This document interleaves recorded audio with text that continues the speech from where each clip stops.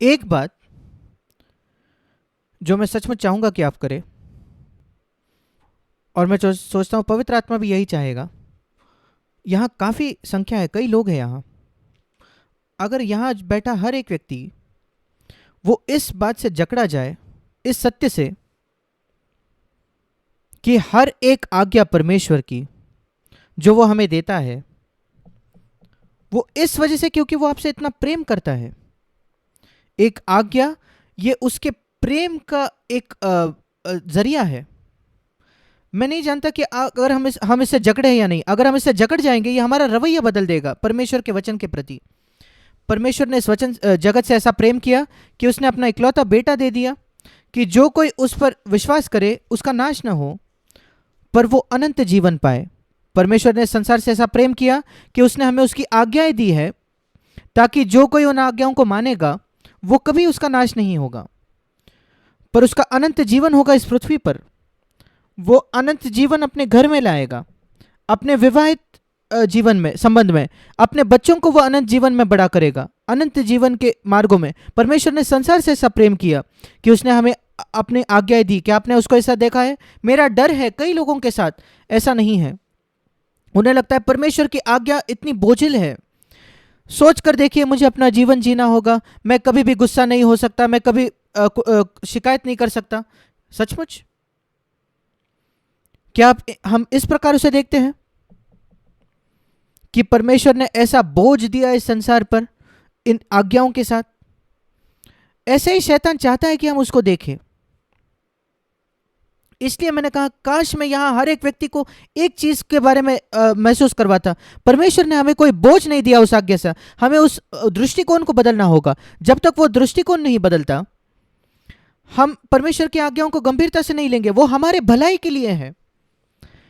उन हम में से एक भी नहीं है जो हमारे भलाई के लिए वो उसको नहीं लेगा।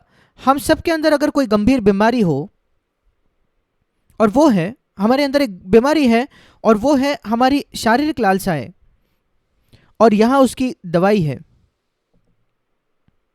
हम सोचते हैं इकलौती बात है कि हम प्रभु के पास आए और मांगे कि मसीह का लहू हमें शुद्ध करे, हमें धर्मी ठहराए, और हम उसी में आनंद करते हैं। पर ऐसा क्यों कि हमारा जो विकास है, उन्नति है, वो इतना सीमित है, और हमारा आनंद जो है वो इतना कम समय के लिए होता है। इसके बावजूद कि हम विश्वास करते हैं कि मसीह के लहू ने हमें शुद्ध किया है, वो इसलिए क्योंकि हम विश्वास नहीं करते पूरी तरीके से कि परमेश्वर मुझसे इतना प्रेम करता है कि उसने मुझे अपनी आज्ञाएं दी है मानने के लिए। हम उसको परमेश्वर के प्रेम का एक अभिव्यक्ति नहीं देखते, हम कलवरी के क्रूस को देखते हैं कि यह परमेश्वर का प्रेम का एक प्रतीक है। आप संसार के व्यक्ति के पास जाकर देख कहिए कि यीशु ने आपसे इतना प्रेम किया, वो आपके लिए मर गया, वो समझ जाएंगे। पर अगर उनके पास जाकर कहोगे कि परमेश्वर ने आपसे इतना प्रेम किया कि उसने आपको इतनी आज्ञाएं दी है कि आप उन्हें माने, वो आपसे कहता है कि आप अपने पत्नी से वैसे ही प्रेम रखें जैसे मसीह ने कलीसिया से प्रेम किया, आप कहते हो क्या ही बड़ा बोझ है। वो कहता है कि पत्नी पति के अधीन रहो कि जैसे कलीसिया मसीह के हैं, आप कहते हो बोझ है। मैं आपको बताता हूं क्यों हमें नहीं लगता कि यह परमेश्वर के प्रेम का प्रतीक है। हमें लगता है परमेश्वर के प्रेम का प्रतीक तो केवल उस क्रूस पर है जहां उसने अपने आप को मेरे लिए दे दिया। मैं आपको कहना चाहता हूं मेरे प्रिय भाई और बहनों, एक बार आपका दृष्टिकोण बदल जाता है इस एक विषय के बारे में, आपकी जो उन्नति है वो उन्नति ऐसे होगी। आप जानते हो कैसे ये जो रॉकेट होते हैं, अगर आप किसी रॉकेट को ऊपर स्पेस में, अंतरिक्ष में जाते हुए देखो, वो काफी समय तक संघर्ष करता है, आप देख नहीं पाते पर वो संघर्ष कर रहा है। पर एक समय आता है जब वो इस, हम जो अंतरिक्ष कहते हैं, जहां इस पृथ्वी में गुरुत्वाकर्षण आपको खींच लेता है नीचे, एक बार वो उससे आगे बढ़ जाता है, फिर उसका जो स्पीड है वो कल्पना नहीं कर सकते हम। बिल्कुल वैसे ही है ये भी। अधिकतर मसीह जो है, हाँ वो कोशिश कर रहे हैं ऊपर जाने की। मेरा विश्वास है यहाँ हर एक जो व्यक्ति मौजूद है वो सचमुच खोज रहा है कि वो प्रभु को प्रभु की आज्ञा माने। आप इस कलीसिया के नहीं होते अगर आपकी ये इच्छा नहीं होती तो, पर अगर आप ईमानदार हो तो आप ये भी कहोगे कि आप उन रॉकेट के जैसे हो, बहुत संघर्ष कर रहा है गुरुत्वाकर्षण के खिलाफ, पर गुरुत्वाकर्षण के खिलाफ कभी ना कभी वो नीचे भी आ जाते हो आप, और फिर दूसरा रॉकेट आप लेते हो, फिर एक बार नीचे फिसलते हो, फिर एक बार और एक रॉकेट लगता है, पर एक बार आप अंतरिक्ष पहुंच जाते हो, फिर रॉकेट की जरूरत नहीं है। वो गति आप सोच भी नहीं सकते। मैं आपको कहना चाहता हूं कि अच्छी खबर यह है, ऐसा जीवन संभव है, ऐसा जीवन संभव है, ऐसा जीवन है। मैंने केवल उसका चखना शुरुआत किया है, पर मैं जानता हूं कि बहुत बहुत जीवन बाकी है। पर वो जो थोड़ा चखा है मैंने, वो स्वाद इतना अद्भुत है। मैं आपके लिए भी चाहता हूं कि आप सबके लिए, कि आप उसका स्वाद चखो, उस जीवन का। जो मेरा डर है कि अधिकतर मसीही उन्होंने कभी उसका अनुभव नहीं किया है, क्योंकि अगर आप उसका अनुभव करते फिर आप कभी ये नहीं महसूस करते कि एक भी आज्ञा परमेश्वर की वो एक बोझ है। वो एक छोटे बच्चे के जैसा होगा जो चॉकलेट या आइसक्रीम पसंद करता है, बिल्कुल वैसे ही। ऐसा नहीं कि कोई कड़वी दवा। ईमानदार रहिए, बहुत जरूरी है ईमानदार होना। अपने आप से पूछे, मैं कैसे देखता हूं परमेश्वर की सारी आज्ञाओं को। नई वाचा में जो है उसमें कई आज्ञाएं हैं। मैं आपको एक वचन दिखाना चाहता हूं, व्यवस्था विवरण।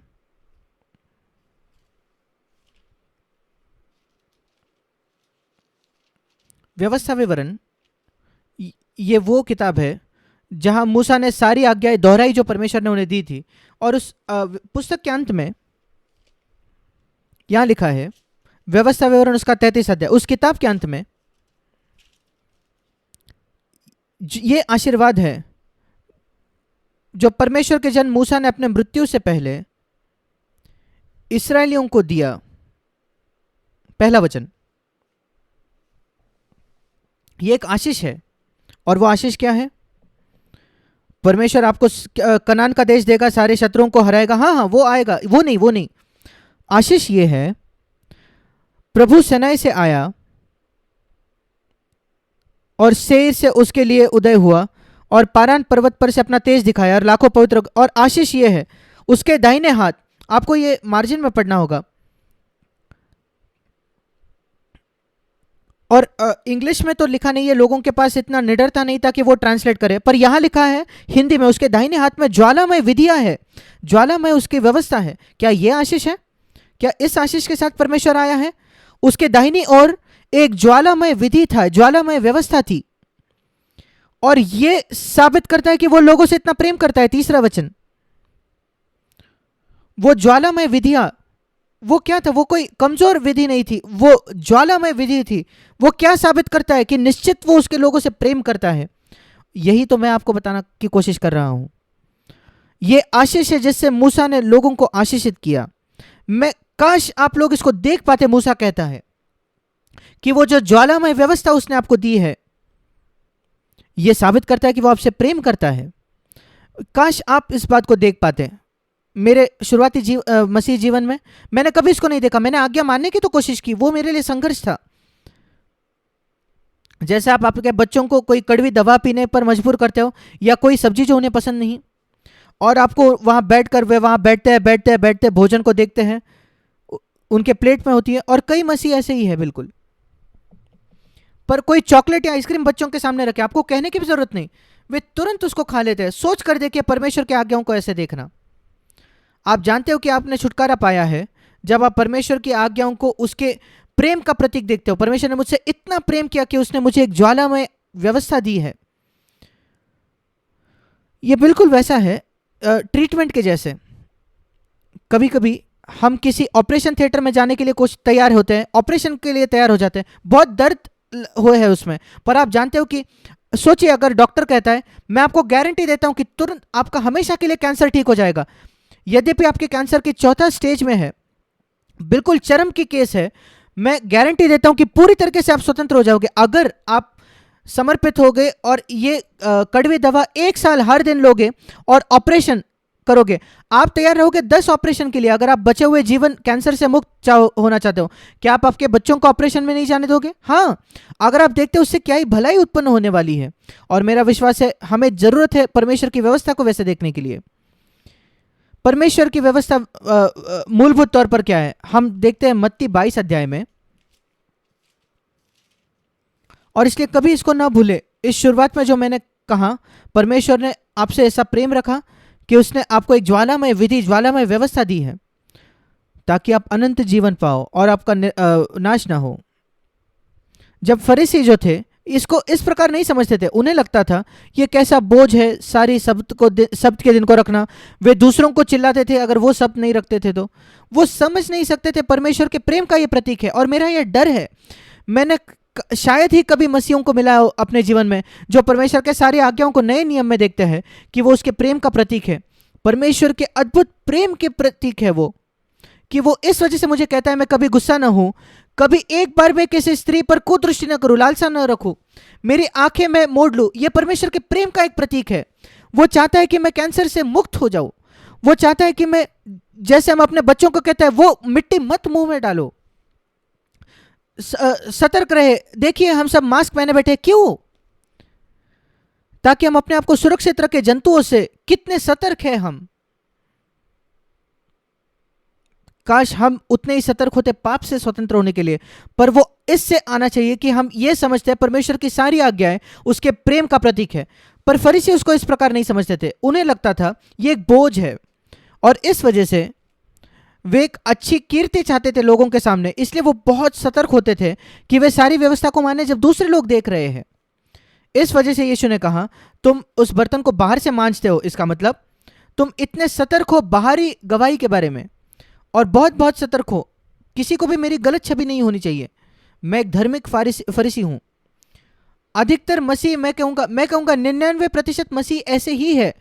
शायद 1% मसीह है जिनको मैं मिला हूं अपने जीवन में, जो ज्यादा तीव्र इच्छा रखते हैं कि उनका अंदरूनी जीवन शुद्ध हो परमेश्वर के सामने। उनका घर का जीवन, उनका निजी जीवन, उनके विचारों का जीवन, उनके रवैये लोगों के प्रति शुद्ध, ज्यादा महत्वपूर्ण उनके बाहरी गवाही से भी।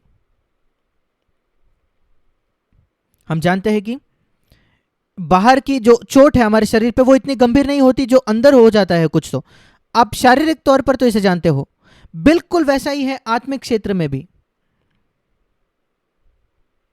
हम बाहर से शुद्ध हो सकते हैं पर अंदर बहुत ज्यादा बीमार हो सकते हैं। इस प्रकार हमें नहीं होना है। जब फरीसी यीशु के पास आए, उनमें से एक ने यह कहा, मत्ती 22 उसका 35 वचन, वो एक व्यवस्थापक था। और व्यवस्थापक मतलब वो परमेश्वर की व्यवस्था को पढ़ता था।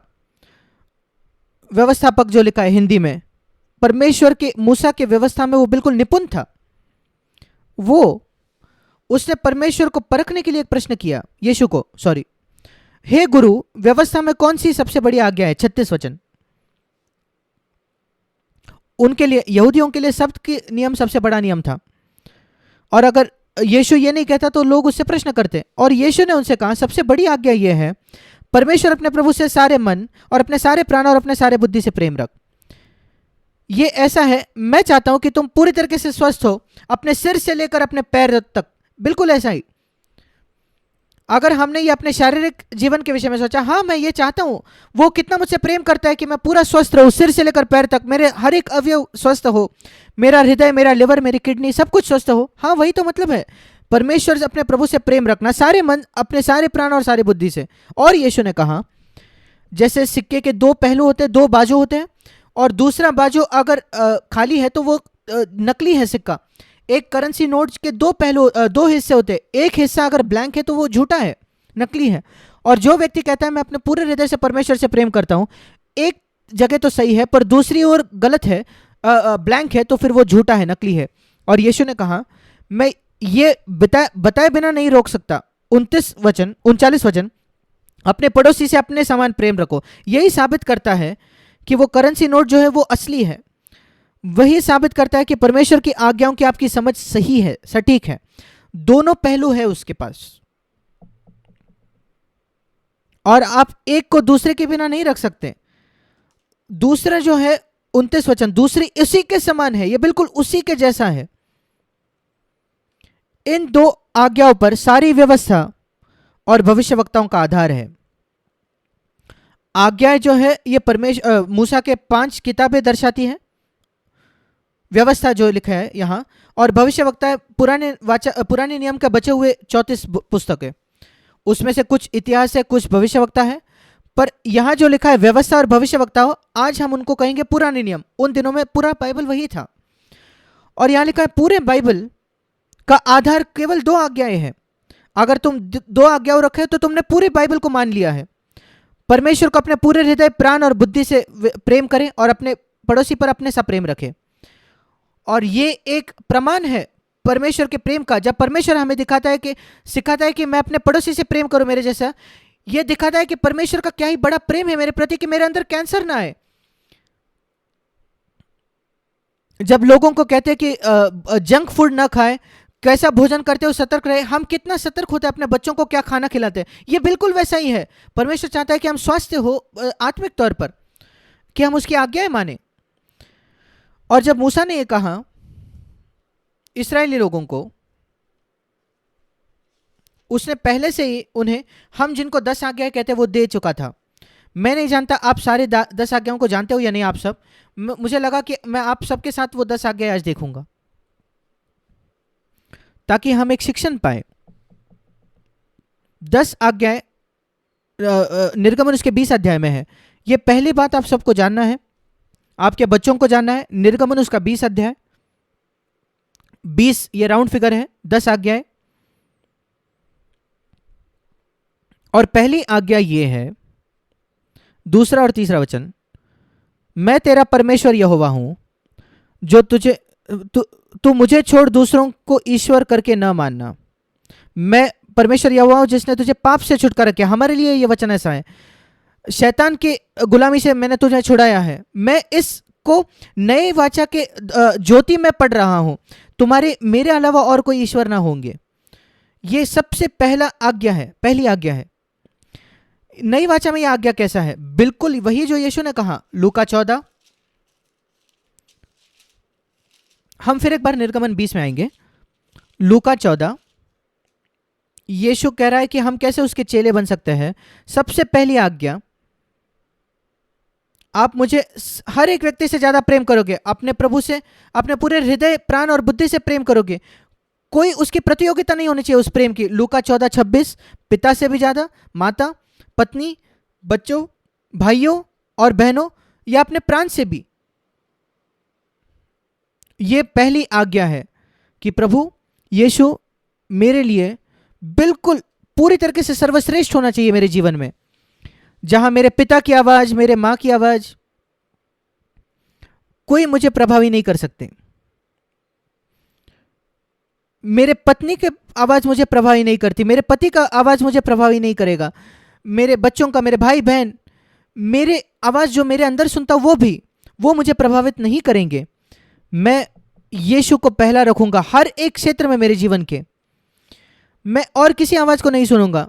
हम जानते हैं कि कई बार दूसरी आवाजें होती है, कभी कभी वो आवाजें बाहर से होती है, जहां प्रेमी जन हमें कहेंगे कि अरे आप थोड़ा सा रीजनेबल रहिए, ज्यादा चरमपंथी पर न जाए। मेरे विषय में मैंने सुना है कई लोग ये कहते हैं, आप बहुत ज्यादा उग्र हो, आप ऐसे नहीं जी सकते इस संसार में, थोड़ा समझदारी से जिए, सूझबूझ से जिए। हाँ, मैं देखता हूँ मसीहों के विषय जो इन सिद्धांतों से जीते क्या होता है, और मैंने देखा है उन मसीहों के साथ क्या होता है जो ये कहते हैं कि मैं उन आवाज़ों को नहीं सुनने वाला, मैं परमेश्वर अपने प्रभु से पूरे हृदय, बुद्धि, प्राण से प्रेम करूंगा, और मसीह के जो मेरे जीवन में स्थान है कोई और नहीं लेगा, कोई और नहीं, मेरा पिता भी नहीं, मेरे चाहे कितने भी उसने त्याग क्यों ना किया हो मेरे लिए, मेरी माता, मेरे भाई बहन, मेरी पत्नी, बच्चे। और मैं सोचता हूं कभी कभी कि आप जो सब यहां बैठे हो, क्या आप 26 वचन से जाकर कह सकते हो, एक कदम कदम कदम कैसे, और कह सकोगे प्रभु इनमें से कोई भी लोग कभी मुझे प्रभावित नहीं करेंगे। मैं अपने बच्चों को इतना नहीं प्रेम करूंगा कभी कि मैं उनकी इस पृथ्वी की जो कंफर्ट है, आराम है, कि शिष्य होने से ज्यादा, मसीह के शिष्य होने से ज्यादा मैं उसको समझूं। नहीं, मैं ऐसा नहीं करूंगा। या आपके बच्चों को प्रेम करना है मसीह से भी ज्यादा, मैं ये नहीं करने वाला। ऐसे कई तरीके हैं जिससे हम, स्कूल में बच्चों को सिखाया जाता है कि वो समझौता कर ले। कई बच्चे अपने एग्जाम में कॉपी करते हैं, नकल करते हैं, झूठे स्टेटमेंट देते हैं जब वो एडमिशन चाहते हैं कॉलेज में, या ऐसा कुछ। क्या ही गलत चीजें चलती हैं मसीहों के बीच भी। नहीं, परमेश्वर की आशीष वहां हो ही नहीं सकती अगर आप किसी परिस्थिति में झूठ बोलकर आए हो। असंभव है। अगर आपको लगता है एक झूठ आपके लिए एक दरवाजा खोलेगा एक नौकरी के लिए, जो सर्वशक्तिमान परमेश्वर जिस दरवाजे को नहीं खोल सकता, और वो झूठ ज्यादा सर्वशक्तिमान है, फिर आपको कैसे लगता है परमेश्वर आपको उस नौकरी में आशीष देगा? क्या आप में से कोई किसी कॉलेज में प्रवेश किया है झूठ कहकर? मेरी आशा है कि आप नहीं। मैं नहीं जानता आपका भविष्य कैसा होगा, आप पीछे नहीं जा सकते उस पर मैं नहीं जानता। कहीं ना कहीं उस मार्ग पर आपने गलत मोड़ लिया और आपके माता पिता ने आपको नहीं बचाया। मैं नहीं जानता आपने नौकरी पाई है क्या झूठ कहकर। मैं नहीं जानता किसी वीजा को आपने पाया है क्या झूठ कहकर। मैं नहीं जानता क्या होता भविष्य अगर आप सच कहते तो। क्या आप परमेश्वर की इच्छा से चूक गए हो कहीं? क्या यह परमेश्वर की इच्छा थी कहीं ना कहीं आपके जीवन में आपको झूठ कहना था ताकि कुछ आप प्राप्त करो? क्योंकि एक झूठ ज्यादा सर्वशक्तिमान था परमेश्वर से भी। आप अब उसके विषय में कुछ नहीं कर सकते। ऐसे कई चीजें जो अतीत में हमने किया जिसके विषय में हम कुछ नहीं कर सकते। हम क्या कहें, पछतावे में जिए? नहीं नहीं। परमेश्वर हमें क्षमा करता है, पर कुछ बातें जो है सर्वशक्तिमान परमेश्वर भी सही नहीं कर सकता। मुझे याद है हमारे कलीसियाओं में, एक कलीसिया में भारत में एक व्यक्ति आया जिसका नया जन्म नहीं हुआ था, उसको एड्स था, पर फिर उसका नया जन्म हुआ और फिर वो हमारे कलीसिया में आया और वो सचमुच उसका नया जन्म हो गया। पर वो कभी एड्स से चंगा नहीं हुआ, उसकी जल्दी मृत्यु हो गई, पर वो स्वर्ग गया। उसकी क्षमा तो हुई पर उसकी मृत्यु भी हो गई। क्षमा है, पर जो हमने बोया है उसकी एक कटनी भी होती है, दोनों इकट्ठा होते हैं। स्वर्ग में जाना सब कुछ नहीं है, मैं आपको बताना चाहता हूं। ये दूसरी बात है जो मैं सबको कन्विंस करना चाहता हूं, समझाना चाहता हूं। एक बिल्कुल सरासर झूठ है ये कि अगर आप स्वर्ग में जाओगे सब कुछ सब समाधान हो गया, फिर कोई फर्क नहीं पड़ता कि हम पृथ्वी में कैसे जिए। वो व्यक्ति पूर्ण हृदय से उसने त्याग दिया, उसने प्रभु के लिए अपना जीवन दिया और वो मिशनरी होकर मर गया और मैं आरामदायक जीवन जिया, मैं कैसे तो भी स्वर्ग में गया और हम सब समान होंगे अनंत काल में। बिल्कुल झूठ है। फिर आप कहोगे क्या अंतर होगा अनंत काल में? मैं आपको बताता हूं 3 शब्दों में। मेरे पास उत्तर है इन कई शब्दों के लिए, मैं नहीं जानता, पर मैं ये जरूर जानता हूं कि एक अंतर होगा, क्योंकि यीशु ने कहा कई बार मेरा जो प्रतिफल है मेरे साथ है कि मैं हर एक व्यक्ति को दूंगा उसके काम के अनुसार जो उसने किया है और जैसे वो जिया है। क्या यह झूठ था? स्वर्ग और पृथ्वी टल जाएगा पर वो शब्द नहीं टलेगा। इस वजह से मैं विश्वास ही नहीं कर पाता कि सब कोई समान होंगे स्वर्ग में। मेरा कोई विश्वास नहीं है ऐसा कि कोई भी विश्वासी के पछतावे नहीं होंगे स्वर्ग में। हर एक विश्वासी स्वर्ग में जिएगा बिना खेद के, बिना पछतावे का। मेरा बिल्कुल विश्वास नहीं है, क्योंकि अगर यह सच है फिर मुझे कहना पड़ेगा यीशु झूठा है। यह बिल्कुल ऐसा है कि कुछ गैर विश्वासी मसीह अगर आके वो मुझे कहते आप क्यों कहते हो यीशु इकलौता मार्ग है, मैं उनसे प्रश्न करता हूं क्या आप यीशु का आदर करते हो? कम से कम मुझे छोड़ दे, क्या आप यीशु का आदर करते हो? हाँ हाँ वो कहते हैं। मैं फिर कहता हूं कि मैं आपको पढ़कर सुनाना चाहता हूं यीशु ने क्या किया। यूहन्ना 14:6, कोई भी व्यक्ति पिता के पास नहीं आता मेरे अलावा। अब आप मुझे बताइए, आपने कहा यीशु का आप आदर करते हो, क्या वो सच कह रहा है या नहीं? आप कहिए कि वो झूठा है। क्या पिता के पास किसी और मार्ग से आ सकता है? मैं कहता हूं नहीं। मैं ये कहता हूं क्योंकि मैं यीशु का आदर करता हूं कि वो ऐसा व्यक्ति है जो सच कहता है। वही यीशु जो कहता है मैं हर एक व्यक्ति को अपने प्रतिफल दूंगा उसके काम के अनुसार। फिर कैसे हर एक व्यक्ति स्वर्ग में समान होगा? यीशु फिर झूठा हो गया अगर ऐसा हुआ तो। मैं ये नहीं कह रहा कि हम प्रतिफल के लिए काम करता है। कोई भी व्यक्ति जो प्रतिफल के लिए काम करेगा वो शून्य पाएगा स्वर्ग में। नहीं, हम प्रतिफल के लिए काम नहीं करते। हम हमेशा कहते हैं प्रभु तूने पहले ही मुझे बहुत कुछ दे दिया है क्रूस की मृत्यु सहकर, मैं उससे कुछ ज्यादा अपेक्षा नहीं रखता। मैं प्रतिफल के लिए काम नहीं कर रहा। नहीं, मैं एक भी काम प्रतिफल के लिए नहीं कर रहा। मैं कोई त्याग अपने जीवन में प्रतिफल के लिए नहीं करता। नहीं, मैं त्याग करता हूं और काम करता हूं और मैं करते ही रहूंगा। मैं 100 साल के लिए जिया तो भी मैं 100% त्याग से जीऊंगा, क्योंकि उसने इतना कुछ मेरे लिए पहले से ही कर दिया है। ये ऐसे व्यक्ति के लिए जिसने मुझे करोड़ों डॉलर दिए हैं मेरी जरूरत पूरा करने के लिए, और मेरे जरूरत से भी ज्यादा मुझे दिया है। और फिर क्या आपको लगता है मैं जाकर उससे ज्यादा मांगूंगा? अगर थोड़ी सेवा उसकी मैं कर दूं और मैं उससे जाकर कहता हूं कि क्या आप मुझे $100 दोगे जो काम मैंने किया उसके लिए? असंभव है ये। उसने पहले ही मुझे लाखों करोड़ों डॉलर दिए, कैसे मैं जाकर उसके लिए $100 ज्यादा मांगू जो काम मैंने किया? मैं उसको ऐसे देखता हूं।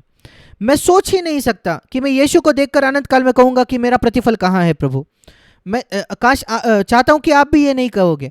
उसने बहुत कुछ मेरे लिए किया है। जो कुछ हम करते हैं ये एक प्रतीक है कि हमारा धन्यवाद प्रभु के प्रति। मैं उसको ऐसा देखता हूं। मेरा पूरा जीवन भर ये एक नोट लिखना है, कहना प्रभु धन्यवाद, यीशु धन्यवाद। और जब मैं ये कहना खत्म हो गया फिर मैं मर जाऊंगा। और शायद मैं THA तक आया हूं पर अभी तक धन्यवाद वो अक्षर नहीं हुए, वो वाक्य बचा है, धन्यवाद प्रभु यीशु, ये नहीं लिखा है मैंने। इसी वजह से वो हमें दुर्घटनाओं से बचाता है, ताकि हमने वो वाक्य खत्म नहीं किया है। मैं सोचता हूं काश आपने अपने जीवन को ऐसे देखते हो, धन्यवाद प्रभु यीशु। आपका पूरा जीवन आप ये लिख रहे हो। इसलिए किसी को भी आकर प्रभु का स्थान अपने जीवन में न लेने दे। ये पहली आज्ञा है। कोई भी नहीं, आपकी नौकरी नहीं, आपके माता पिता नहीं। दूसरी आज्ञा है, फिर एक बार निर्गमन 20, तू अपने लिए, चौथा वचन, तू अपने लिए कोई मूर्ति खोद कर न बनाना, न किसी की प्रतिमा बनाना, उसकी आराधना न करना और उसकी उपासना न करना, सेवकाई न करना। पांचवा वचन निर्गमन 20:5, क्योंकि मैं जलन रखने वाला परमेश्वर हूं। क्योंकि अगर तुम ऐसा करो तो तुम्हारी जो पाप है तुम्हारे बच्चों को, बेटों को, पोतों और परिपोतों को भी दंड लगेगा। यह हमारे लिए कैसे लागू होता है? हम शारीरिक मूर्तियों को तो नहीं पूजते, उनकी आराधना नहीं करते। कुछ लोग, कुछ मसीही, कुछ डिनोमिनेशंस में उनके आइकन्स होते हैं। आइकन्स मतलब संतों के फोटो है, वो एक मूर्ति है। आप उनको आइकन कहो या मूर्ति कहो या जो कहना हो। अगर आपके पास किसी का फोटो है, पिक्चर है, आप फोटो किसी का भी रख सकते हो, अपने प्रेमी जन का, पर उसकी आराधना मत करो। पर अगर आप किसी संत का फोटो रखो और उसकी आराधना करो और उस व्यक्ति को मांगो कि वो आपके लिए प्रार्थना करे, ये बिल्कुल कचरा है। कोई आपके लिए प्रार्थना कर सकता नहीं, मरियम भी प्रार्थना नहीं कर सकती। केवल यीशु मसीह है जो आपके लिए हमारी मध्यस्थ है। और एक प्रतिमा, एक मूर्ति, ये शारीरिक नहीं है, हमारे पास तो नहीं है, पर कुछ भी जो परमेश्वर का स्थान हमारे जीवन में ले ले। मुख्य बात जो यीशु ने कहा वो है पैसा। उसने लूका 16:13 में कहा, तुम परमेश्वर और पैसे से प्रेम नहीं कर सकते, दोनों के साथ। एक स्त्री को यह कहने जैसा है, तुम दोनों पुरुषों से विवाह नहीं कर सकते, तुम्हें चुनना होगा। पर तुम कहते हो वो कितना अच्छा है, ये भी इतना अच्छा है, ठीक है, पर तुम्हें फिर भी उनमें से एक को चुनना है।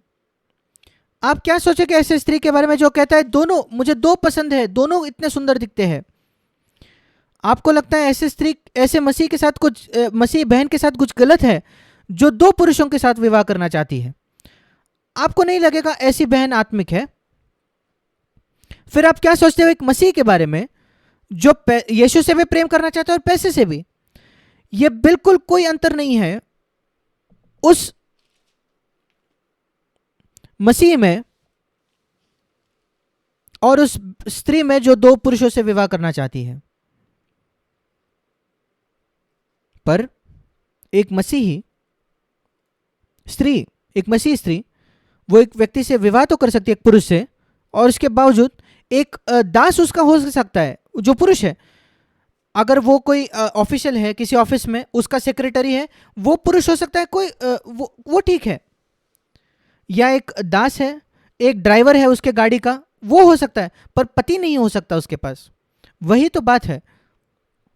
दूसरी चीजें आपके सेवक हो सकते हैं, कई आराम है, ऐशो आराम है, पैसा है, घर है, पर पति नहीं। ऐसा नहीं जिससे आप प्रेम करते हैं, उसके प्रति आपकी भक्ति नहीं होनी चाहिए, उसके लिए आप जी नहीं सकते। आपको क्या लगता है एक स्त्री जो अपने कार ड्राइवर के लिए जीती होगी या अपने सेक्रेटरी के लिए जीती है, वो कितनी मूर्खता है?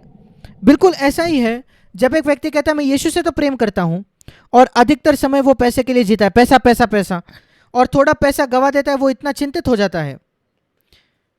हमें अंतर जानना है पैसा होना और पैसा प्रेम करने से। पैसा होना, पैसा का परमेश्वर का वरदान है। मैं आपको बताना चाहता हूं, शैतान ने पैसे को नहीं बनाया। सारा जो सोना है शैतान ने नहीं किया, शैतान ने 1 ग्राम भी सोना नहीं बनाया है।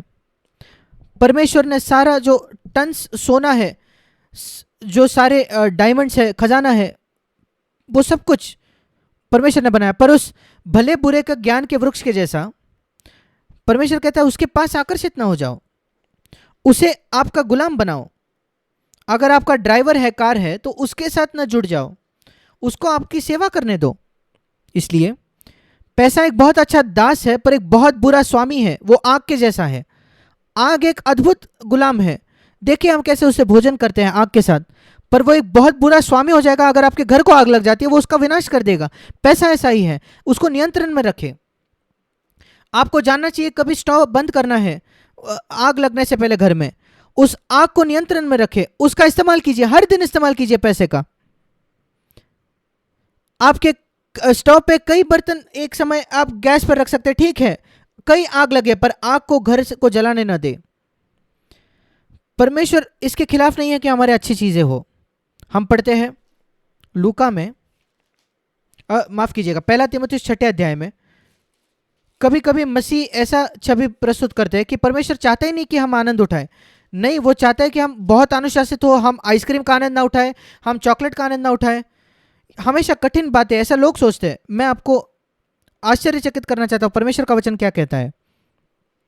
पहला तीमुथियुस 6:17, ये विशेषकर धनवानों के लिए लिखा है। गरीब कई बातों को ले नहीं सकते, पर धनवान लोग कई कुछ ले सकते हैं, काफी कुछ खरीद सकते हैं। हमें क्या करना है, इस संसार के धनवानों को आज्ञा दे, पहला तीमुथियुस 6:17, कि वह अभिमानी ना हो। एक बहुत बड़ा प्रलोभन होता है धनवानों के लिए कि वो घमंड हो जाए, वे गरीबों को तुच्छ जाने, वे दूसरों को देखकर तुच्छ जाने। वो शायद पढ़ाई में धनवान है, जो पढ़ाई लिखे नहीं है उनको तुच्छ जान सकते हैं हम, कि हम घमंडी ना हो।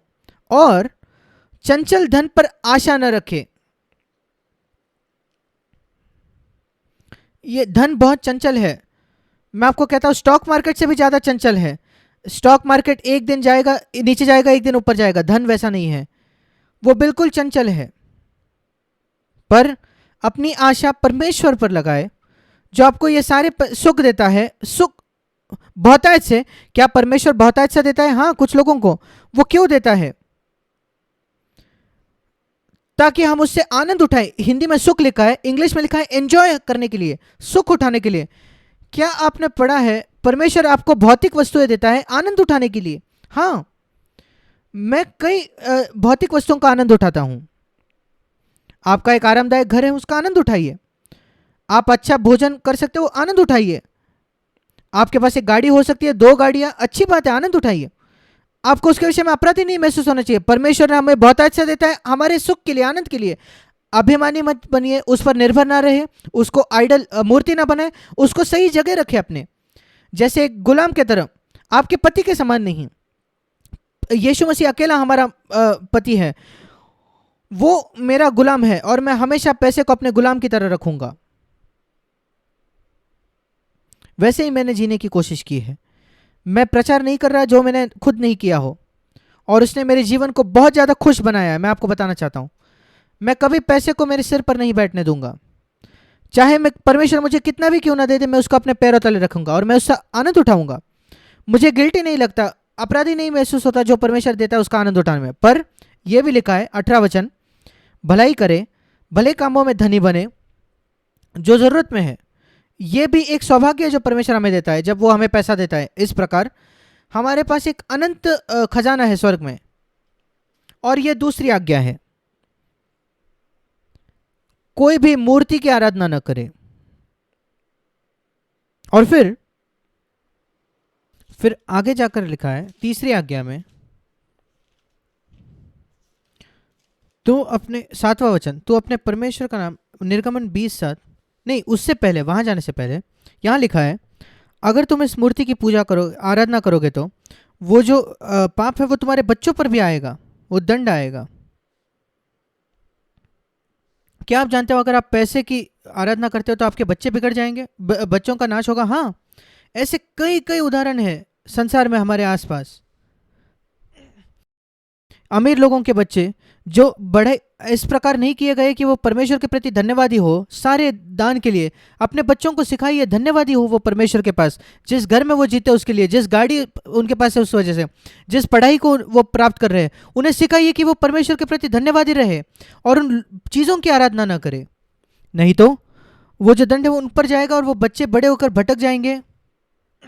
मैंने कई कई उदाहरण ऐसे देखे हैं हम इस संसार में। फिर अगली बात, अगली आज्ञा, परमेश्वर का नाम व्यर्थ न लेना। 7वां वचन, हमें बहुत आदरपूर्वक होना है यीशु मसीह के नाम के प्रति। हम यीशु के नाम में प्रार्थना करते हैं, प्रभु यीशु के नाम में। मैं आपको बताना चाहता हूँ, यीशु ने हमें सिखाया कि हम प्रभु यीशु के नाम में प्रार्थना करते हैं क्योंकि वो इकलौता मध्यस्थ है हमारे और पिता के बीच में। हम पिता के पास सीधा सीधा नहीं जा सकते, एक मध्यस्थ है परमेश्वर ने जिसको मेरे और उसके बीच में रखा है। नहीं तो मैं नहीं जा सकता। हम यीशु के नाम से जाते हैं, उसके धार्मिकता पहने हुए, नहीं तो क्योंकि परमेश्वर बहुत पवित्र है। परमेश्वर इतना पवित्र है कि स्वर्गदूत भी अपने चेहरे छिपाते हैं। हम यशायाह 6 में पढ़ते हैं, पवित्र स्वर्गदूत अपना मुंह छुपाते हैं। हम कहाँ हैं? यशायाह ने वो देखा और वो कहते हैं मैं क्या बड़ा पापी हूं। और इसलिए हम केवल यीशु के नाम से आ सकते हैं पिता के पास। और कभी कभी हम प्रार्थना करते हैं प्रभु यीशु, वो अच्छा है, प्रभु यीशु को प्रार्थना करना अच्छा है, पर हम वास्तविकता में आकर कह रहे हैं कि प्रभु मेरी विनती पिता के पास ले जा। ठीक है, आप कैसे भी प्रार्थना करें, ऐसा कोई अधिकार नहीं है, ऐसा कोई नियम नहीं है, पर हम ज़्यादातर अपने पिता को प्रार्थना करते हैं यीशु के नाम से। पर हमें प्रभु का नाम व्यर्थ में नहीं लेना है। जब लोग किसी परिस्थिति में जाते हैं वो कहते हैं ओ माय गॉड, आपका क्या मतलब है? या कुछ लोग उसको बदल के कहते हैं ओ माय गॉश, कुछ लोग उसको कहते हैं ओ एम जी, उसको बदल कर। कुछ लोग कहते हैं ओ जी। जी मतलब क्या? जी किस लिए है? ये अलग अलग तरीके हैं लोगों के। ये वो क्या कह रहे हैं मैंने अभी तक नहीं समझा। वो क्या, उसका क्या मतलब है ये कहने के पीछे? क्या आप कहना चाहते हो कि परमेश्वर ने क्यों इसकी अनुमति दी? मुझे लगता है वही, क्यों प्रभु तूने ये होने दिया? हे भगवान, ये क्यों हो गया? तूने क्यों इसकी अनुमति दी? परमेश्वर, क्यों तूने उस चीज़ की अनुमति वहां दी? मेरे प्रिय भाई और बहनों, आपको लगेगा ये बहुत चरम की बात है। मैं एक चीज़ अपने जीवन में सीखा हूँ, अगर मैं परमेश्वर के आज्ञाओं का आदर करता हूँ और उसका आदर करता हूँ, परमेश्वर प्रभु का वचन है, मैं उनका आदर करूँगा जो मेरा आदर करते हैं। मैंने उसका अनुभव किया है अपने जीवन में, परमेश्वर मुझे आदर करते हुए हर प्रकार की परिस्थिति में। मैंने निर्णय किया कई सालों पहले मेरे जीवन में, मैं परमेश्वर का आदर करूंगा, यद्यपि दूसरे लोग समझेंगे मैं चरमपंथी हूँ। वो आपका स्वागत है, आपको वो चीज़ें करने की ज़रूरत नहीं जो आपको लगता है ये चरम की चीज़ है, पर मैं मेरी गवाही बताना चाहता हूँ, मेरे साथ मेरे जीवन में अच्छा हुआ है। इन साले 42 वर्षों में मेरे जीवन के भले हुए हैं क्योंकि मैंने परमेश्वर का आदर करना चाहा। और जहाँ मैं यहाँ वहाँ फिसल गया, मैंने मन फिराया और फिर एक बार परमेश्वर के पास आया और उसने मुझे क्षमा किया है। और इसलिए इसे गंभीरता से ले, परमेश्वर का नाम व्यर्थ में ना ले। अगला है सब्त का दिन याद रखना, 8वां दिन, विश्राम दिन, कि उसको तुम पवित्र जानो। ये चौथी आज्ञा है और ये विश्राम का दिन था। और ये दूसरी बात है जो हमें नई वाचा में इसका मतलब है। आप थोड़ा समय निकालकर इब्रानियों 4 पढ़िए, वो पूरा अध्याय है परमेश्वर के विश्राम के बारे में। वो वहां लिखता है, वो तुलना करता है सब्त से। मेरे पास अब समय नहीं है वहां जाने को। वही विश्राम है जो यीशु ने कहा मेरे पास आए तुम जो बोझ से दबे हुए हो, थके हुए हो, मैं तुम्हें विश्राम दूंगा। विश्राम का विपरीत है संघर्ष करते रहना, बोझ से दबे हुए रहना, चिंता करना, चिंतित होना निरंतर। आपको टेंशन आता है, उसकी वजह से दबाव आता है, चिड़चिड़ होती है। प्रभु कहता है तुम सब जो बहुत संघर्ष में हो, दबाव में हो और चिड़चिड़ तुम्हें होती है, तुम्हें शब्द की ज़रूरत है। तुम्हें परमेश्वर के शब्द के विश्राम में प्रवेश करने की ज़रूरत है। आपको इसमें प्रवेश करने की ज़रूरत है कि आप विश्वास करो कि सारी बातें मिलकर भलाई को उत्पन्न करती है उन लोगों के लिए जो परमेश्वर से प्रेम रखते हैं और जो उसकी उद्देश्य से बुलाए गए हैं। ये आपके जीवन में विश्राम लाएगा। और वो भलाई ये है कि वो अधिक आपको मसीह जैसे बनाए। ये नहीं कि आपको ज़्यादा पैसा दे, ये नहीं कि आपको प्रमोशन दे। अगर कोई व्यक्ति एक लड़की से शादी करना चाहता था और वो नहीं हुआ, अगर वो पूर्ण हृदय मसीह है तो उसका यह मतलब नहीं कि परमेश्वर उसको और सुंदर लड़की देगा। उसका मतलब है परमेश्वर उसको ज्यादा पवित्र, ज्यादा आत्मिक लड़की देगा। शायद वो इतनी सुंदर नहीं होगी, पर जिसके साथ उसका जीवन बहुत आशीषित होगा। हाँ, वही हमें विश्राम में लाता है। जो विश्वास करता है, इब्रानियों 4 में लिखा है, वो विश्राम में प्रवेश करता है। इसलिए कभी भी अगर आपके हृदय में बेचैनी है, आप शब्द में नहीं हो। शब्द एक चित्र था, वो अंदर के शब्द का जो परमेश्वर चाहता है उसके बच्चों के पास हो। जब परमेश्वर ने मनुष्य को बनाया छठे दिन पर, आप मुझे बताइए, क्या परमेश्वर ने उसे काम करने भेजा? नहीं। उसने आदम को कहा तुम काम करो बगीचे में जाकर, मैं चाहता हूं 24 घंटे तुम मेरे साथ बिताओ। और वही शब्द की शुरुआत है, स्रोत है। 7वां दिन परमेश्वर ने विश्राम किया। क्यों?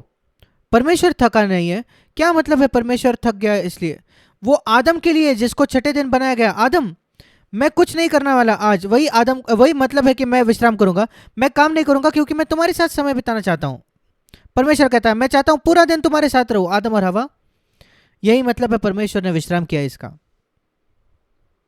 और अद्भुत बात हमारे बारे में जो नई वाचा में है वो ये है कि मेरा जीवन निरंतर शब्द का हो सकता है। मैं 7वें दिन पर विश्राम नहीं करता, मैं 365 दिन साल के विश्राम करता हूं।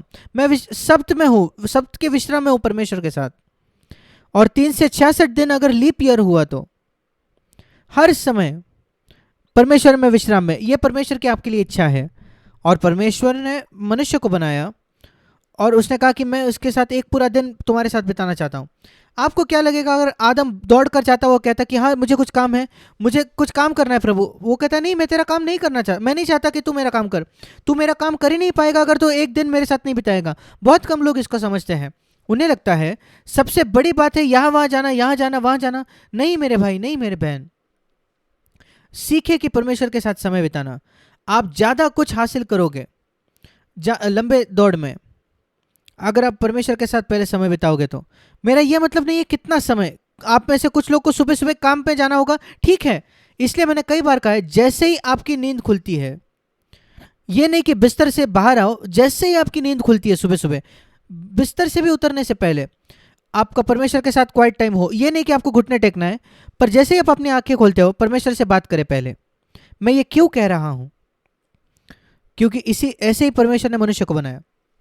जब परमेश्वर ने आदम को बनाया और आदम में जीवन का श्वास को उसको फूका, आदम की आंखें खुल गई। उसने किसको पहले देखा? हवा को नहीं।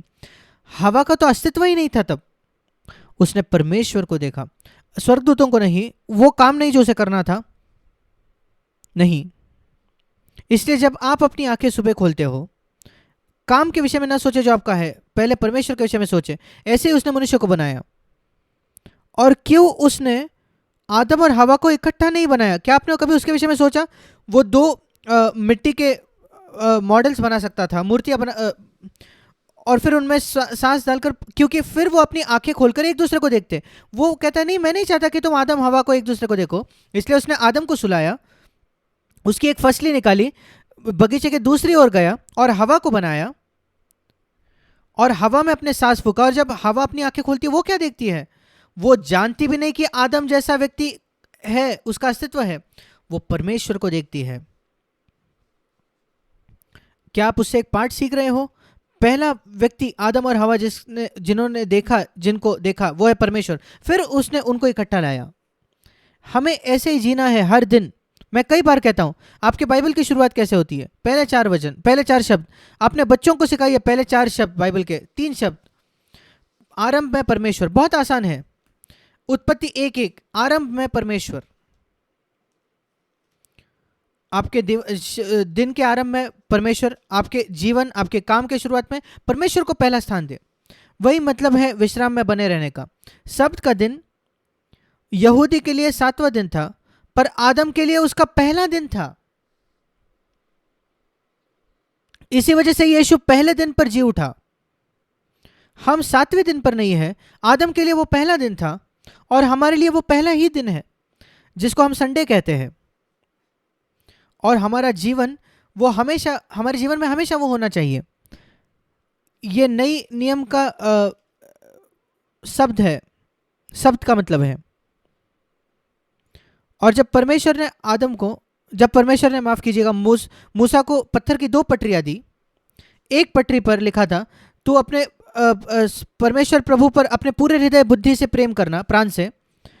यह है कि मैं तुम्हारा परमेश्वर हूँ, मेरे अलावा और कोई परमेश्वर नहीं होगा, तो मूर्तियों की आराधना नहीं करोगे, नाम व्यर्थ में नहीं लोगे, प्रभु का शब्द का दिन रखो। यह परमेश्वर के साथ संबंध है।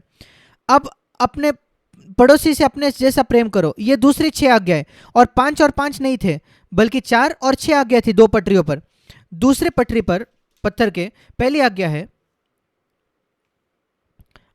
अपने माता पिता का आदर करो, और उसकी शुरुआत होती है बच्चों से, जो हमारे एक दूसरे के साथ संबंध है। जैसे क्रूस की 2 लकड़ियां हैं, एक खड़ी लकड़ी जो है और दूसरी आड़ी वाली 6 आज्ञाएं, खड़े में 4 आज्ञाएं। और शुरुआत होती है बच्चों से, अपने माता पिता का आदर करना।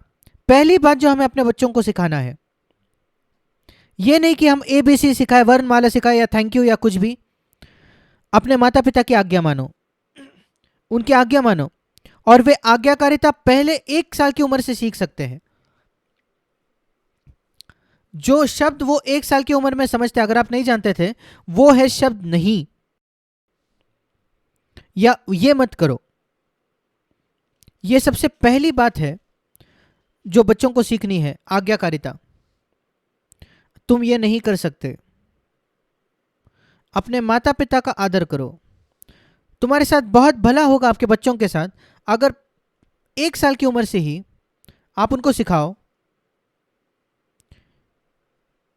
कि वे आज्ञा माने। जब आप कहते हो कुछ नहीं करना, तो उसे नहीं करना चाहिए उन्हें। यह ज्यादा महत्वपूर्ण है। उनको सब्जी खाने पर विवश करना, या वो सब भी अच्छा है, पर वो इतना महत्वपूर्ण नहीं है।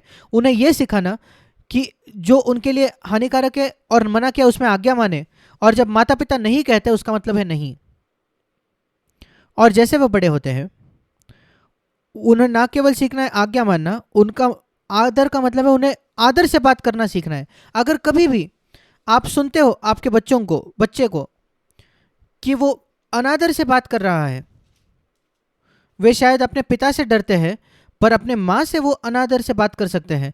आपको उन्हें कहना है जो कुछ कर रहे हो वो छोड़ दो अभी के अभी, कोई फर्क नहीं पड़ता मुझे वो कितना भी महत्वपूर्ण क्यों ना हो, छोड़ दो उसको, रोक दो, जाकर मम्मी से माफ़ी मांगो, कुछ भी और करने से पहले।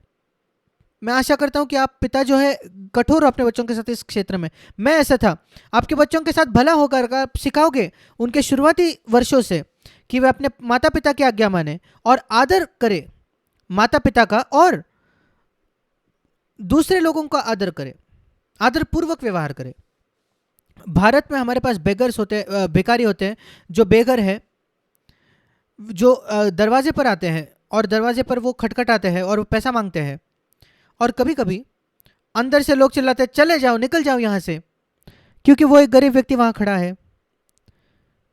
मैं हमारे बच्चों को बताता था, सुनो, तुम्हें कभी ऐसी बात नहीं करनी है एक भिखारी से भी। अगर गलती से तुम ऐसे बात कर देते हो, कृपया जाकर उस भिखारी से माफी मांगे। उस भिखारी के पास जाए और कहिए मुझे माफ कीजिएगा, मैं आपसे ऐसे बात कर रहा था। अपने बच्चों को सिखाइए आदर करें वो मनुष्यों का, यद्यपि वे भिखारी क्यों ना हो, वे बेघर क्यों ना हो, वे सोसाइटी में समाज में बहुत निचले स्तर पर क्यों ना हो। यही हमें अपने बच्चों को सिखाना है। आदर करो हर मनुष्यों का, सब मनुष्यों का। और अगर आपके पास बच्चे ऐसे कलीसिया में बड़े हो रहे हैं, हमारे पास बहुत बड़ा फायदा था और आशीष थी हमारे कलीसिया में बेंगलोर में, जहां मेरे 4 बेटे बड़े हुए, जो लोग बहुत ज़्यादा अच्छे पढ़े लिखे थे, धनवान थे, उसी के साथ बिल्कुल निचले स्तर के लोग जिन्होंने स्कूल भी नहीं ख़त्म किया कभी। हमारे पास सब लोग थे, सब प्रकार के लोग थे। हम बहुत धन्यवादी थे कि हमारे पास ऐसी कलीसिया थी। और मैं परमेश्वर का धन्यवाद देता हूं कि मेरे बच्चों ने इन सब लोगों से दोस्ती करते हुए बढ़े गए। उन्हें कोई फर्क नहीं पड़ता था ये व्यक्ति की क्या पढ़ाई होगी, उसका नौकरी क्या है, किस प्रकार के घर में वो जीता है, 1 रूम है या 1 कमरे या 4 कमरे या जो भी हो, सब समान थे। और मैं देख रहा हूं कि वो आज भी उनके साथ है। जब वे वापस आते हैं इंडिया में, वे सब आज भी लोग उनके लिए समान हैं। हमें अपने बच्चों को सिखाना है कि सारे मनुष्य समान हैं परमेश्वर के सामने। आदर करे, और शुरुआत करे माता पिता का आदर करने से, ठीक है। 13 वचन, अगली आज्ञा 5, 6, 7, 8, 9, 10 आज्ञा है। तू खून न करना, हमने बहुत उसके बारे में पर्याप्त बात की है। नए नियम में यीशु ने कहा उसके समान है गुस्सा न करना, हमने बहुत उसके बारे में बात कर ली। अगला है तू व्यभिचार न करना, उसके उसके समान है कि आंखों से लालसा मत करो, हमने उसके बारे में भी पर्याप्त बात की। तू चोरी न करना, मुझे नहीं लगता कि हम कभी जाकर बैंक में चोरी करेंगे, पर चोरी मतलब छोटी छोटी वस्तुओं में, छोटी थोड़ी सी अधार्मिकता। आप कैसे आपके टैक्स के फॉर्म्स भरते हो, जो कर भरते हो आप, वो कोई आपको नहीं पकड़ने वाला। मैं जानता हूं कई लोग जो भारत से आते हैं, जिनकी वहां एक तनख्वाह है जो उनको दिखानी चाहिए, पर यहाँ की जो आईआरएस है अमेरिका की, वो नहीं पा सकेगी, वो इसलिए वो नहीं दिखाएंगे उनको, क्योंकि अगर वो तनख्वाह बता देंगे तो उनको ये भरना पड़ेगा। आप शायद आईआरएस को मूर्ख बना सकते हो, पर मैं कल्पना नहीं कर सकता कोई मसीह ऐसा है, मुझे नहीं मालूम वो स्वर्ग भी जाएगा या नहीं। बहुत ईमानदारी से मैं आपको कह रहा हूं, ये कोई झूठे नहीं। क्या आप जानते हो प्रकाशित वाक्य 22 में लिखा है कि कोई भी झूठा स्वर्ग में प्रवेश नहीं कर पाएगा? क्या आपने वो पढ़ा है? क्या आप जानते हो एक चीज, पहला पाप जो बाइबल में लिखा गया है वो ये नहीं कि वो फल से उन्होंने खाया, वृक्ष से नहीं। पहला पाप जो लिखा गया है बाइबल में वो झूठ है, और वो झूठ जो शैतान ने कहा कि तुम्हारी मृत्यु नहीं होगी अगर तुम इस वृक्ष के फल से खाओगे, वो पहला पाप था। आखिरी पाप क्या है जो बाइबल में लिखा है? प्रकाशित वाक्य 22 में पढ़ेंगे, जो नरक में जाएंगे जो झूठ कहते हैं। आप कभी पढ़कर देखना इसे, ये बड़ा गंभीर है। हमें बहुत सतर्क होना है कि हम चोरी नहीं करते। कई बार हम झूठ कहते हैं कुछ चुराने के लिए, जो वास्तविकता में हमारा है नहीं सही से। मेरे पूरे जीवन में मैं बहुत कठोर था भारत में, जो थोड़ी सी तनख्वाह थी मेरी कि मैं अपना टैक्स भरूं, बिल्कुल सीधा सीधा पूरा पूरा टैक्स भरूं, कभी भी 1 रुपए भी ना फंसाऊं। मैं कभी विश्वास नहीं करता मेरे जीवन पर आशीष हो सकती अगर मैं पैसा जैसे इस्तेमाल करता हूं। अगर मैं कुछ कमाता हूं, मैं उसका थोड़ा सा टैक्स बचाता हूं झूठ कहकर, तो परमेश्वर मुझे लाखों गुना ज्यादा आशीष देगा। ये सोना चांदी उसी का तो है, और मैंने ये साबित किया है अपने जीवन में। एक विश्वास योग्यता एक स्वर्गीय पिता की जिसका तुम आदर करते हो। परमेश्वर कहता है तुम मेरा आदर करो, मैं तुम्हारा करूंगा। कृपया ऐसे याद रखिए, कभी चोरी ना करें। और चोरी करने का एक जगह एक हिस्सा ये कि आप कुछ उधार लेते हो और कभी नहीं देता। मैंने कई मसीहों में देखा है, वो बिल्कुल लापरवाह होते हैं। शायद एक किताब हो सकती है, आपने उस किताब को लिया और पूरी तरीके से भूल जाते हो वापस करने के लिए, वो आपका नहीं है।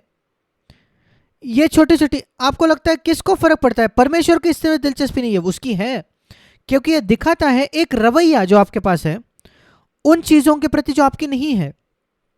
अगर वो आपका नहीं है, आपको वो वापस करना है।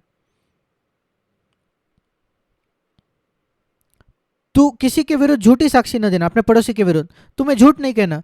और नई वाचा में मैं उसका इस प्रकार से समझता हूं, किसी को अपनी आत्मिकता के झूठी छवि मत बनाओ, वो झूठी गवाही है। लोगों को यह छवि प्रस्तुत करना कि आप बहुत आत्मिक व्यक्ति हो, जब आप बिल्कुल पाखंडी हो घर में, वो झूठी साक्षी है। आपको झूठी साक्षी नहीं देनी है अपने पड़ोसी के पास सामने, आपको झूठी छवि नहीं प्रस्तुत करनी है। क्या आप जानते हो मुंह खोले बिना आप झूठ कह सकते हो? क्या आप जानते हो पहला पाप जो पहले कलीसिया में जिसका वर्णन है, पहला पाप शुरुआत की कलीसिया में जब एक व्यक्ति ने झूठ कहा अपना मुंह खोले बिना, हनन्याह आया, उसने कुछ पैसा रखा जमीन पर, सब लोग 100% दे रहे थे, उसने शायद 50% दिया, पर उसने अपना मुंह नहीं खोला, उसने बस नाटक किया कि वो 100% है। कल्पना कीजिए वो वापस जाता और पतरस कहता तुम यहां हो, हनन्याह तुमने क्यों झूठ कहा है? आप पढ़कर देखिए प्रेरितों 5 में। हनन्याह कह सकता था मैंने तो कुछ कहा नहीं, मैंने मुंह नहीं खोला। अरे हाँ, तुम्हारा जो बर्ताव है वही झूठा था और वो वही मर गया। कभी किसी ने मुझसे पूछा प्रश्न उत्तर के समय, भाई जैक क्यों परमेश्वर वैसे लोगों को दंड नहीं देता? मैंने कहा शायद कलीसिया में कोई बचेगा ही नहीं अगर परमेश्वर ऐसा करने लगा तो। परमेश्वर का धन्यवाद हो कि वो ऐसा नहीं करता। आज इतना पाखंड है कलीसिया में, और आखिरकार 10वीं आज्ञा, तू लालच ना करना, इच्छा ना रखना कुछ भी जो तेरे पड़ोसी का है। अगर आप कुछ अच्छा पाते हो अपने पड़ोसी के घर में जाकर खरीद ले, उसकी लालच ना करे, इच्छा ना रखे, अरे काश ये कोई ये मुझे दे दे तोहफे के तौर पर। नहीं, ये मत जाकर अपेक्षा रखे कि लोग आपको तोहफा देंगे। संतुष्ट रहे जो परमेश्वर ने आपके दिया है। हमेशा ये रवैया रखिए जो मैंने ये अपने रवैया अपनाया है जब मैं परमेश्वर का सेवक बना तब से, जो मेरी जरूरत है परमेश्वर मुझे देगा। अगर मेरे पास वो है जो मेरी जरूरत नहीं है, वो मेरे लिए समस्या बन जाएगी मेरे जीवन में। जो मेरी आवश्यकता है, मेरा परमेश्वर तुम्हारे फिलिप्पियों 4:19, मेरे परमेश्वर तुम्हारी सारी इच्छाएं नहीं पर आवश्यकताएं पूरे करेगा। जो कुछ तुम्हारी आवश्यकता, जो कुछ तुम्हारी जरूरत है, फिलिप्पियों 4:19, मेरा परमेश्वर वो पूरा करेगा। मेरे प्रिय भाई और बहनों, ये 10 आज्ञाएं हैं नए नियम के संबंध में। परमेश्वर आपकी सहायता करेगा।